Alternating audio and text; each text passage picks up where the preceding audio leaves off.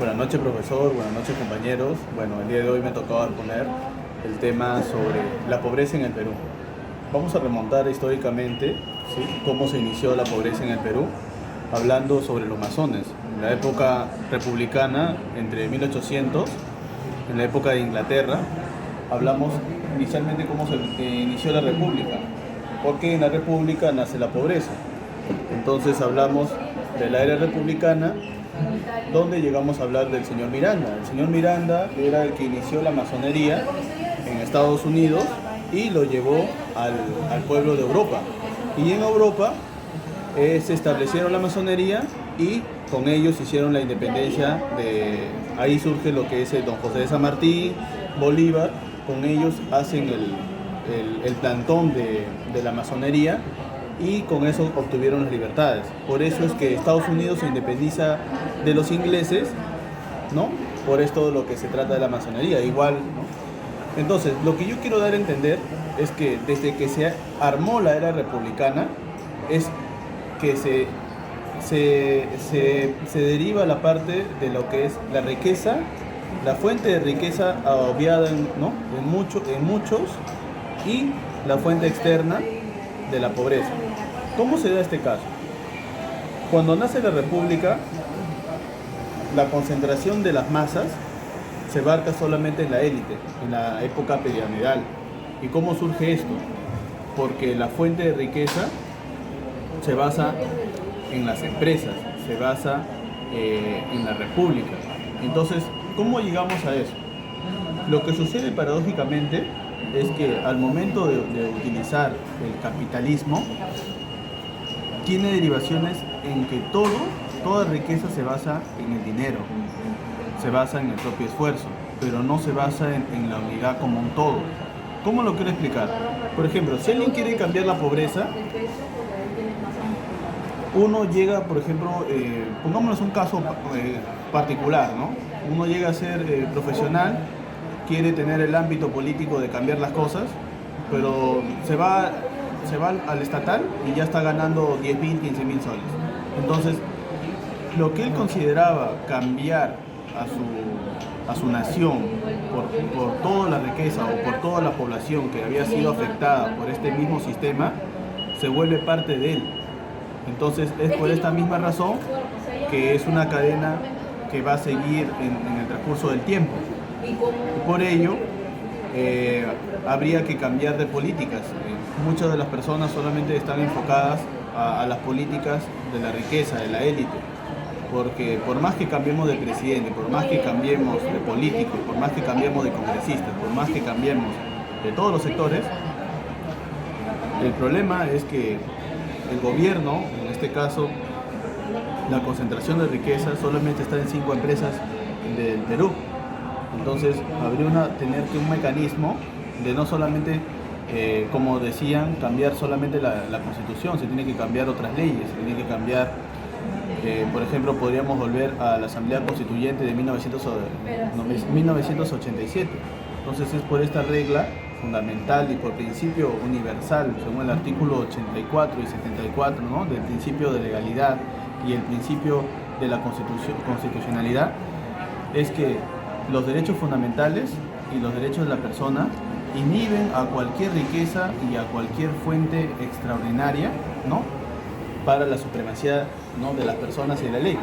Entonces, es por esta misma razón que la pobreza puede cambiar si es que, en primer lugar, al momento en que uno surge desde abajo y cambia y hasta arriba, tendría que seguir pensando de dónde nació y cómo es que cambió, pero solamente es un esfuerzo que hizo, pero que no ayudó a los demás, solamente se quedó ahí.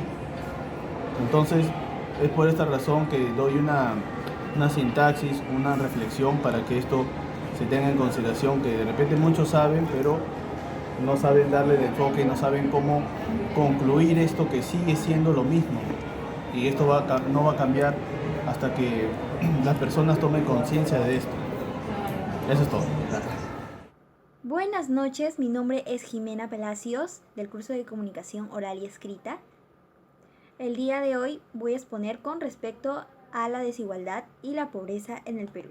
Hablemos de los 3 factores que tenemos que tener en cuenta sobre la reflexión, la medición del consumo social y la pobreza y pobreza extrema. Ante esto vamos a observar algunos puntos que son muy importantes saber y conocer y reflexionar sobre la pobreza y la medición de cómo está yendo actualmente la pobreza, si va aumentando o cómo va escalonándose y posicionándose, y qué diferencia tiene la pobreza y la pobreza extrema.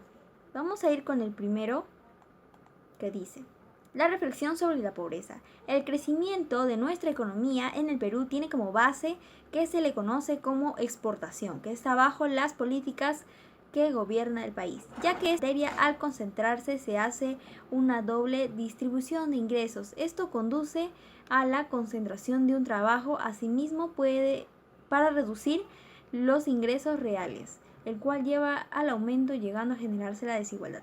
Como vemos, la exportación es la base de nuestra sociedad, en donde los productos, todo lo que aquí se siembra, se lleva a el extranjero, el cual nos venden con más dinero, nos venden ya fabricado para que las personas consuman. Pero ¿quiénes se llevan esos intereses? Pues se lo llevan los gobernantes, los que tienen dinero, los que tienen bastante poder detrás de las personas que están fabricando, detrás de las personas que están comprando. Ellos están detrás de esto. Entonces, ¿qué ocasiona? Una desigualdad en la población.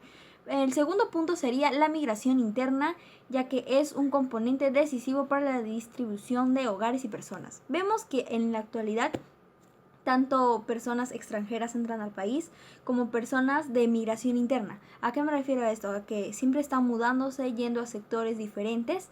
Entonces, al irse ellos por buscar una nueva oportunidad en otro lugar de residencia, trae sus consecuencias, como cuáles: pérdida del trabajo, búsqueda de trabajo, y esto toma un tiempo, ya que Perú es uno de los países con mayor tasa de desempleo. Entonces esto ocasionaría que tenga problemas en el hogar, la persona que esté buscando un lugar donde vivir, que esté buscando alimento para su familia, para hogares, personas y comunidades. El tercer punto es: para las comunidades tiene efectos demográficos, sociales, culturales y económicos, puesto esto se hace que se vea la desigualdad y la pobreza en zonas rurales. Como vemos, la pobreza no solo afecta a lo que es los sectores urbanos, sino también a zonas rurales, en donde no llega muchas veces el internet, no llega el cable, la televisión. Estos lugares tienen muchas dificultades, tanto en su demografía, en su cultura, y pues la pobreza realmente es muy triste que en nuestro país aún no se haya superado esto. ¿Pero por qué? Nos ponemos a pensar. Tiene un factor más atrás, como les estoy mencionando, tiene algo que conlleva esto. ¿Y cuál es? El lavado de dinero, las personas que no pagan impuestos también ocasionan la pobreza. Vamos al segundo PPT, la medición de consumo social. La razón por la cual es diferente las tasas de pobreza entre Cuanto y el INEI es por la desagregación del consumo que está plasmado en los cuestionarios. INEI sostiene exactamente que la menor desagregación efectuada de acuerdo a lo que es el cuestionario provocó la valoración de un consumo. Los cuestionarios de las encuestas difieren que la INEI de su alto consumo y el suministro establecido trae consigo el presupuesto de las ayudas a la sociedad y donaciones privadas. La INEI, como sabemos, es el Instituto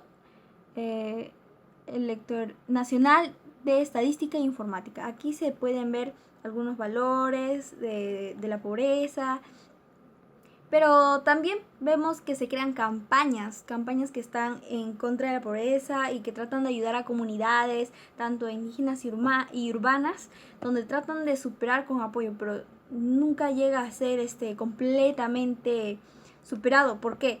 Porque simplemente se ponen en factores en ciertas comunidades y no llegan a expandirse, porque solamente quizá en una comunidad, por ejemplo, no tengan suficiente dinero, pero si tienen para solventarse, no se le consideraría extremadamente pobre, sino solamente pobre. Pero si tienen un lugar donde estudiar, tienen vestimenta, tienen una familia, quien tiene que sostener, aunque tienen bajos recursos también, pero no son extremadamente pobres.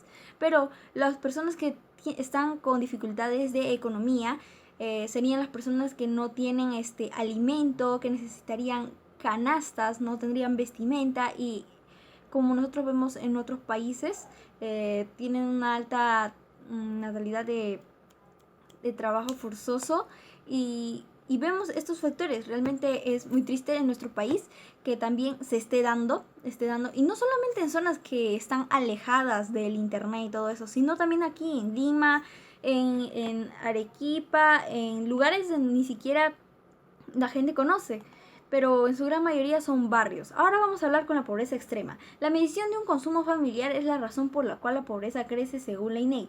Es la distinta separación del consumo en cuanto a los cuestionarios. INEI sostiene que la menor desigualdad ejecutada por cuanto en sus cuestionarios provocó una disminución del consumo establecido. Además del autoconsumo y el autosuministro incluye los programas sociales y donaciones privadas.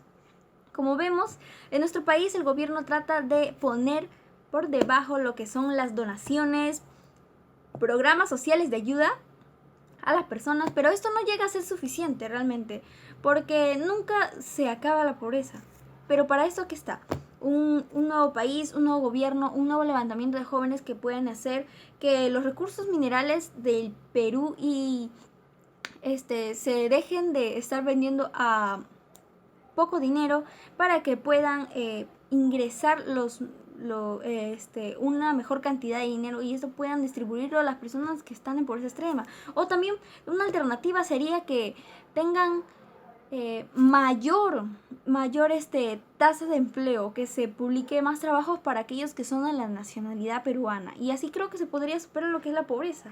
También para dar trabajo, dar más oportunidades, que haya más universidades nacionales para que las personas puedan, así como jóvenes como yo, puedan estudiar en universidades nacionales donde no se pueda pagar porque sabemos que hay dificultades y puedan salir adelante las personas. Y bueno, eso es todo por mi parte. A continuación le voy a pasar con Pedro Palacios, quien hablará sobre la pobreza estructural. Adelante. Bueno, profesor, muy buenas noches. Yo voy a hablar de lo que es la pobreza estructural. Mi nombre es Pedro Palacios. Eh, bueno, en realidad, para hablar de pobreza estructural y la aplicación en un enfoque estructural con los indicadores propiamente de esa pobreza, no podemos verlo solamente en cifras estadísticas, de acuerdo al INEI o de acuerdo al registro de padrones que los gobiernos de turno a través del Estado dan los índices tanto de mortandad y ¿no? de todo lo que se puede sacar, ¿no? Como el PBI, el PBN, etc. Uno de los factores que en el Estado figura es de que el poco empleo, la productividad por la gente del campo, que tiene un impacto en la ciudad, en este caso, ¿no? Por todo el problema que hay, que faltan carteras, no llega la tecnología, etcétera. Por otro lado, toda esta situación sistémica que se ha dado en el país se ha convertido como una superestructura, tanto en la selva, en la sierra, en el norte, en el centro y en el sur. ¿Qué quiere decir? De que en el país hay una visión un poquito no tan clara, que el Estado enmarca y precisa datos un poquito no falaces sino débiles respecto a la realidad de la pobreza, para no alertar, para no levantar, digamos, voces incendiarias que puedan levantar su voz de protesta y reclamar por derecho lo que les corresponde, a pesar de que nuestro país es un país rico y somos inmensamente pobres. Es algo ilógico. En ese sentido, tenemos que ver causas, tanto en la capital y en el campo. Las causas son diferentes, pero el motivo es el mismo. como le vuelvo a repetir, el gobierno o los gobiernos a través de los estados mapean situaciones pero no informan coherentemente. Es decir, hay una falta de legitimidad de acuerdo a la realidad. Por ejemplo, nos dan datos estadísticos, nos dan encuestas, pero no nos dicen, por ejemplo, que el CEPLAN ya es un órgano de planeamiento en el cual se dictan las políticas públicas para determinar la actividad nacional en los campos político, económico y social. Y no nos informan ni a través de la universidad, con sílabos y currículos, ni a través de la escuela o los centros académicos. Lo que hace que la población medianamente hablando, capaz de poder digerir y entender lo que es el término pobreza, de dónde viene y las causas y sus consecuencias, no tengamos el alcance real para poder entender o digerir lo que estaría pasando con la pobreza. Ya mi compañero Alemán explicó algunas cosas y vamos a prácticamente a reforzar algo más. Esto es en cuanto a la voz del gobierno, la voz del Estado, ¿no? Que te dan teorías, te dan indicadores y nombran politólogos, pueden nombrar antropólogos, sociólogos, pero no te dicen la verdad.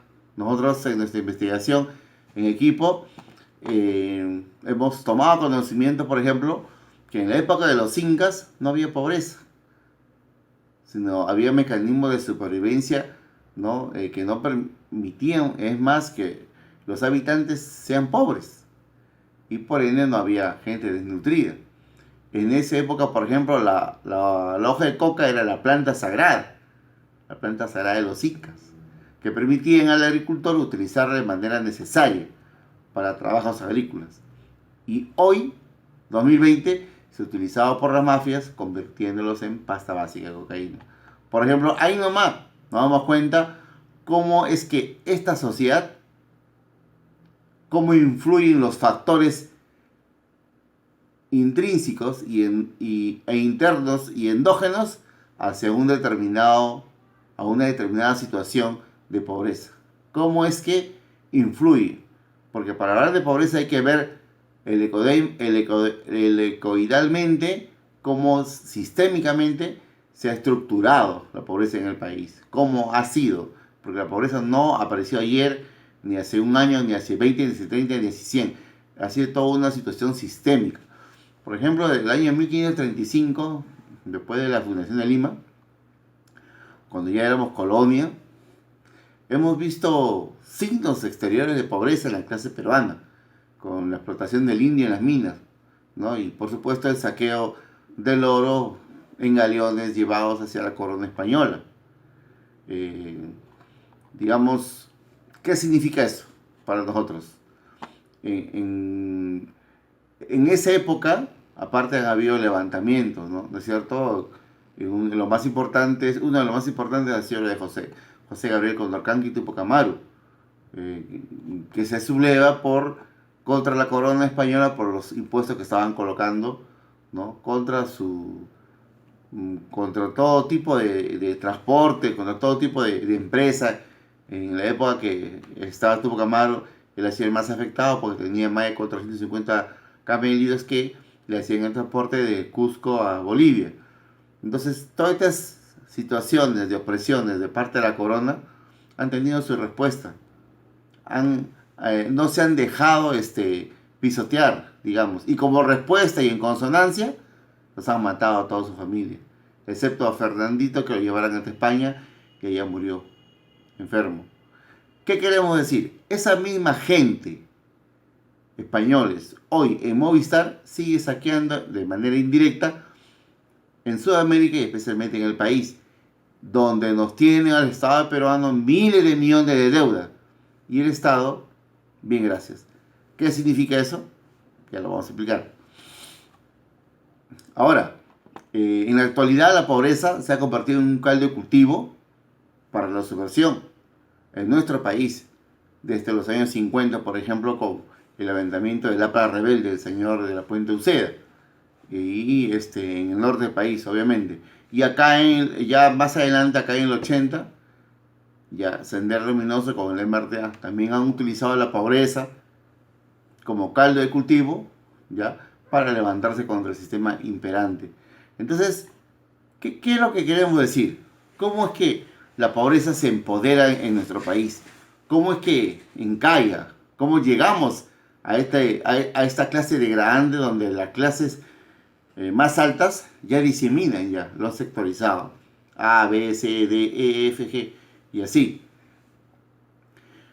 Por las malas praxis, ya, en las políticas de gobierno que han venido prácticamente postergando los derechos, conculcando los derechos de los trabajadores y de los trabajos estatales. Es decir, han venido mancillando los derechos de los trabajadores con una canasta que no alcanza ni para una semana. Entonces, ¿qué hacemos ahí? Es el gobierno que pone las políticas públicas. Pero para los grandes, para las minas, no pagues impuestos. Un puestito pequeño en un mercadito, no das boleta, te cae la SUNAT. Entonces, eso se llama políticas públicas. Entonces, estas malas praxis, estas malas políticas públicas, aunado a todo lo que el día de hoy se ha disertado en clase, ¿no? En lo demás que han hablado, los demás compañeros, sobre la corrupción, ayuda a que el país también sea pobre, que la pobreza abunde. La inseguridad ciudadana ayuda a la propagación de la pobreza. El mal manejo de los hidrocarburos también contribuye a la pobreza, porque por los costos. El cohecho activo y pasivo también. Entonces, no existe principio de ética real total, lo cual debería haber una institución que debe ser de rigor, en la cual debe estar el sinceramiento más allá, aparte de la Contraloría General de la República. Por ejemplo, la asociación ilícita para delinquir, los cuellos blancos, ¿favorece acaso a la superación? Levanta la pobreza más bien. Se institucionaliza en el país, fragmentando las clases sociales y el tinte político, inclusive. En consonancia, en nuestro país hay personas que serán pobres, aunque nuestro país sea rico. Hablar de pobreza es un tema muy controvertido. Por ejemplo, cuando se trata de recepcionar bienes, los delitos, también contribuyen a la pobreza, porque detrás de ese robo hay agravados, hay personas que han sido afectados. Entonces, si no se corrige bien, si no hay buenas praxis, o sea, todo incrementa, todo lo malo que se hace, incrementa que la pobreza crezca más. Por ejemplo, si me roban mi laptop, lo único que tengo, me bajan. Si chapan a un joven y le quitan los órganos, hay muerte, hay desesperación, hay dolor. ¿Y de dónde sale papá los gastos? ¿Quién controla esas políticas de seguridad ciudadana? Esas cosas, por ejemplo, no lo vemos como un órgano sistémico, sino algo aislado. Cada uno con su norma. Seguridad Ciudadana tiene su norma, Serenajo tiene su norma, la policía tiene su norma, INDECI tiene su norma, Ministerio de Defensa tiene su norma, Ministerio de Interior tiene su norma, Ministerio de la Presidencia tiene su norma. Mataron a estos dos jóvenes, Inti y Brian. ¿Cómo está quedando la cosa? Botan a la cabeza, botan unos cuantos oficiales y los muertos también muertos. Entonces hay un lenguaje de decirte, si tú quieres reclamar algo, porque no te hacen caso, te vamos a dar. Si tú quieres reclamar un cambio para paliar la pobreza con una nueva constitución que sea en favor del pueblo, te vamos a dar. Entonces es sencillo.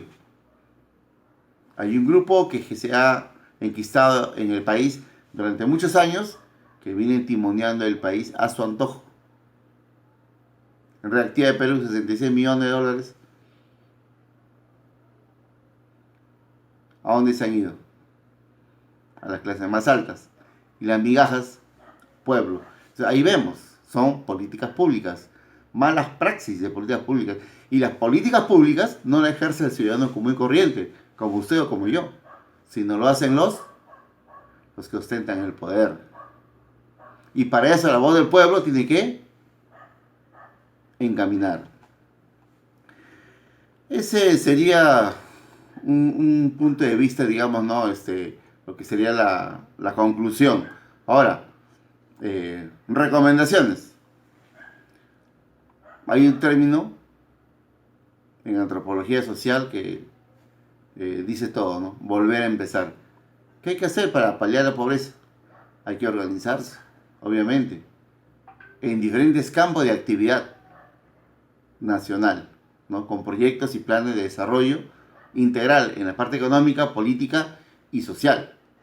Cabe resaltar que es imprescindible hacer un vistazo a los países vecinos que han vencido a la pobreza, como el caso de Bolivia, con Evo Morales, hoy con Luis Arce, el nuevo presidente del movimiento socialismo, más un presidente que con solo quinto año de secundaria, un campesino cocalero, ha dejado huellas en el pueblo boliviano y ha dado lección a la humanidad, especialmente a los países vecinos como el Perú, cómo se vence la pobreza, cuando realmente aplicas políticas públicas en favor del pueblo, con leyes, con jurisprudencia, desterrando y recuperando los derechos de la propiedad, ya que las transnacionales en Bolivia, por ejemplo, querían 80% de todo lo activo y 20% para el pueblo boliviano, cosa que hoy ya no es así, porque el gobierno ha aplicado políticas públicas. Te doy 20% si quieres, si no te vas, y 80% para el pueblo. De esa manera, en La Paz, por ejemplo, donde también hemos estado, hay teleféricos. En la sierra no hay un colegio mejor que otro. La comida está a la mitad de precio que el Perú, el menú. O sea, es un país con hidrocarburos, con litio, con gas. ¿Qué ha hecho?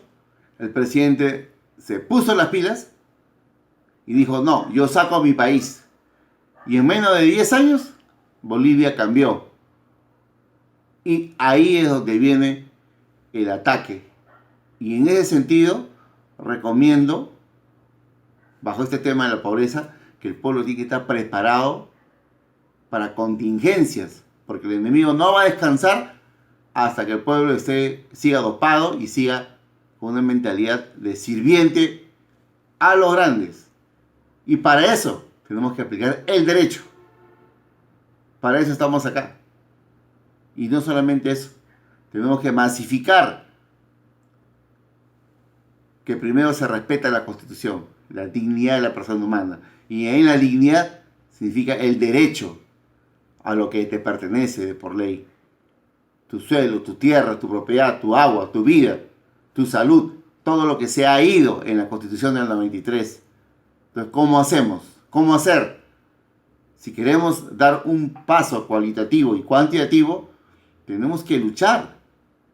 Todos, grandes y chicos, académicos e intelectuales, y no también, para recuperar esa hegemonía mediante el cambio de una nueva constitución en favor de los pobres, con políticas públicas que puedan sanear todos los estragos que todo este sistema cavernario ha venido como lumpen, matando a generación de generación hasta tener postergado a muchos hombres y mujeres, no solamente del campo, sino de la ciudad, utilizando colores y tintes políticos, como tupper, politos y algunos delitos y cargos.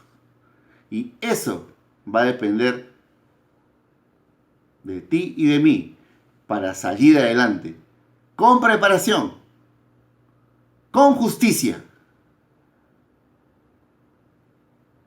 y aplicando lo que es el derecho real.